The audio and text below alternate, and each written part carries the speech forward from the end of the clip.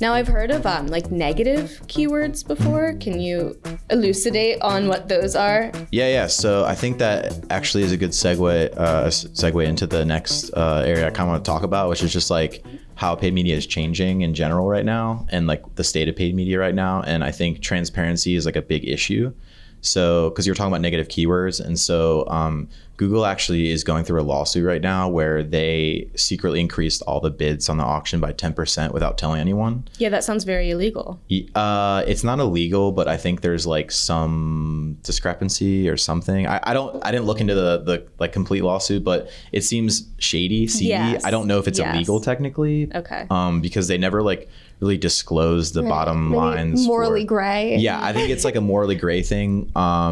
I don't know where it's at right now. I haven't really looked at updates, but just in general, the amount of transparency for search queries has gone down heavily. They're trying to like get you to spend as much without you like refining. So the more you refine your keyword strategy and your build out your negative keyword list, the less money you're going to spend normally. So because they are like looking to hit their, quarterly numbers or whatever it is for advertiser spend, they are limiting what you're able to see and what you're able to optimize in the campaigns. So that's why it's really important for people like us who are paid media experts to go into the accounts and make sure that we're optimizing weekly, daily for negative keywords or whatever it may be, just because they're really trying to like limit what you can see now. So yeah. Can you define real quick what negative keywords are? Yeah, sure. So a negative keyword is basically like, if let's just say, I'm just using this as an example because we were talking about dentistry, but like, let's say that you were trying to bid on like dental implants and you saw that Google, if you use like a phrase match keyword for dental implants, because match types are changing so much now, and we can get into that in a little bit later, but because they're changing so much, you'll get like wild search queries. Like I follow a lot of other paid media experts on LinkedIn, and sometimes it's like comical what they post. Like this one guy posted, and it was literally all like bees. Like I don't even know what the keyword was, but it was just bees, like B, B, B, B, B, B, B, B, B. Just the letter. Yeah, and so like the search terms can go wild, and so essentially like using negative keywords, you would remove that. You're not able to bid on that keyword. So if someone searches it, your ad wouldn't show up for it essentially. So yeah, so like dental implants, you might want to negative match dentures or something like that. You know what I mean? Dentures could show up because it's thinking that it's a similar content. It's like, because Google is really moving more towards intention-based searches, so like they are broadening. That's why like with match types and stuff like that, they are expanding it, because they're saying, well, it's still relevant to dental practices, and this user might be interested in your services regardless that they didn't search the exact thing that you're typing in or whatever. And so yeah, the reason why you want negatives is because that you might not want to bid on dentures if you're bidding on dental implants or whatever it may be. And so since you don't want to do that, since you're not offering that service or you don't want to offer that service, you negate it from the campaign. So that way, next time someone searches it, it won't show up. Your ad won't show up for it.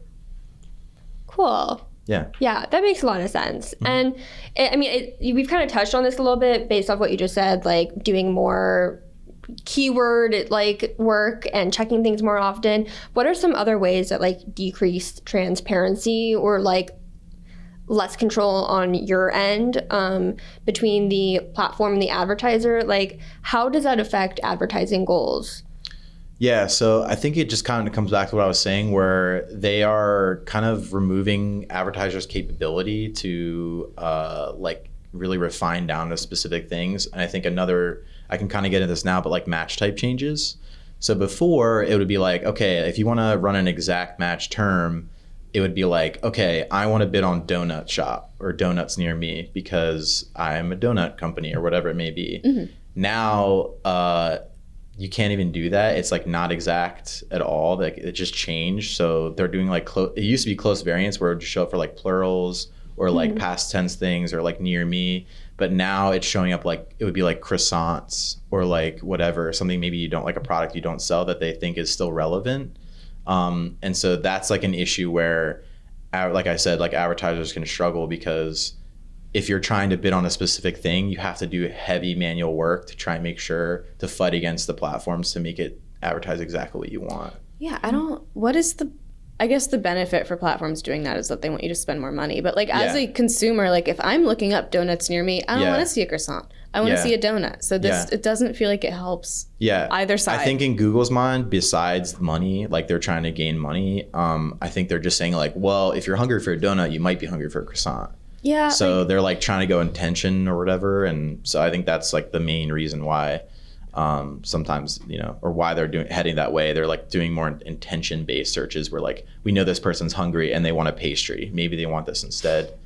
And we have an advertiser who's bidding on something similar. So we'll show your ad for it. have you seen any benefits?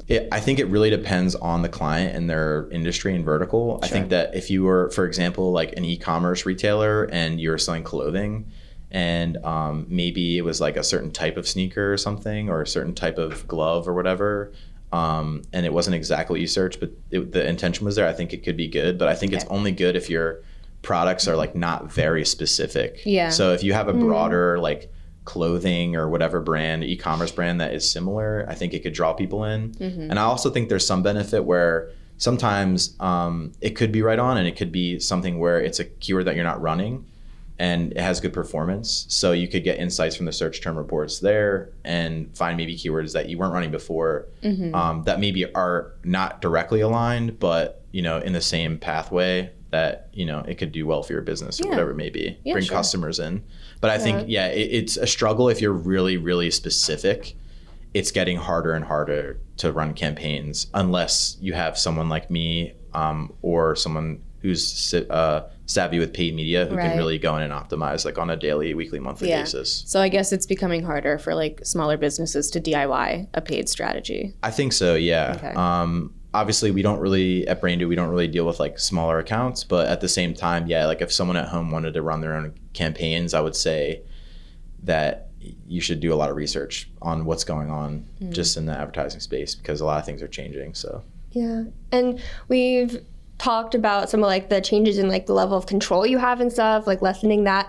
But you mentioned specifically like a lack of transparency, which seems really weird in general since it seems like we've had a big shift towards transparency with like disclosing ads or like tracking and like data privacy things. Yeah. Can you like maybe elaborate some on like the transparency gap? I know there's the secret like bidding situation, but are there other examples? I think it's tough. I think there's like two different things. So I think transparency with like data, I think is a separate thing, separate conversation. I guess when I was saying transparency, we're talking about transparency mostly just in the platforms. I mean, specifically Google ads, I've seen the most change. Microsoft ads still has some limitations on some of the search terms, but it's really Google in general. And I think, again, it was just based on them like trying to hit their quarterly goals with numbers for advertiser spend. So I think that's kind of why. I don't want to say they're like completely turning their back against advertisers, of course. And I still highly recommend running Google ads for clients. But yeah, when it comes to like data transparency and things like that, I think because the consumer is just generally more aware now that, you know, there are some ad platforms or, you know, in general that are reselling their data and you know, things like that. I think that's where it comes in. I think the iOS 14 update was like a really important update because it stripped away a lot of the data that advertisers were able to get, being, you know, that you could decline some of the data capture. Yeah. But yeah, I think it's mostly just Google that has, it seems like to me, that has kind of just been like giving the advertiser less and less transparency on what's going on in the account, unless you do, you know, dig deep. So. And that's on the advertiser end, not on like the consumer end who is experiencing the ads. No, yeah, the consumers have had no change, I don't think. I guess another thing maybe it's kind of like leads me into automation and stuff. So like when you talk about transparency and like control, I think it kind of segues into like the automation of things now and how things are moving along with that. So like an example of like the transparency and like control and like automation in general, like Google Ads is moving more towards like automation in general. So they're like a while ago they removed like stagnant ads, and so now you can only run responsive search ads on Google Ads. What is that? They really want you to add in like 15 different headlines and a bunch of different descriptions so that it can cycle through in the real-time auction, so that whatever headline seems to be more aligned with the search that they're typing in, it'll show up. So I do agree with that. I think it's cool, just because it can give the consumer a better experience, and it also can help your campaign with higher click-through rate if the ad headline is more relevant to the search as well. The one thing that you can still do is you can still pin headlines on your ads. So you're able to, like, if you want the first headline of your ad on Google Ads to say something, you're able to pin it there. But yeah, I think automation in general is just like also increasing. So transparency is one thing, but I think automation is kind of like where everything's moving towards right now. So like just to go back, I guess, to like the stuff like Google changing things and whatnot, in like a broader sense, do you see this having any larger or like overarching repercussions in the paid media space, if other like companies might follow suit, or if maybe other people will like try to go in the reverse direction? Like, do you have any like speculation on that? Well, I think they're just going to continue to try and make things more automated as possible. I don't know if it's like specifically trying to take control away from the advertiser, but they're trying. It seems like they're trying to say like, we want to help the advertiser out and make it easier and make it a better experience for the consumer. But I feel like that's not necessarily always the case. I definitely think automation is going to just continue to happen, especially with AI coming into play. And Google has these new campaigns called Performance Max, newer campaigns, I should say. And they basically run on every single channel. So video, display, and search, and you can run everything from one campaign. And it's basically just automating everything. There's still a lot of optimizations and things you can make, but it's really kind of just like trying to get people in and have like one campaign to manage. And yeah, it's just, I think that's something that we're going to see a lot of moving forward, is like, hey, here's one setup. You put all your creative in, you put all your copy in, and line up your keywords, and it'll just run for you. And it'll decide what channel is best for each user to display to based on their journey that they've already had, like with your product or whatever it may be. What do you mean by channels? So it'd be like display or video or search. So those are the different channels. So like normally, or the way it is now, a lot of people segment them out, which is smart because they have different performance, and you should not, personally, I don't think you should measure them against each other like equally, because they're just different. I think paid search, and Kelsey probably pointed on this, is really demand driven, where like people are already searching for the product. Like you can't really push, you can bid on new keywords and broaden your keywords, but like you can't really force more people to search for something. Right. And so the way you supplement that is by running display campaigns or video campaigns, where like you're pushing in front of new users, and then they kind of go back through and they will search your product and go through a Google campaign, or like a search campaign or whatever it may be.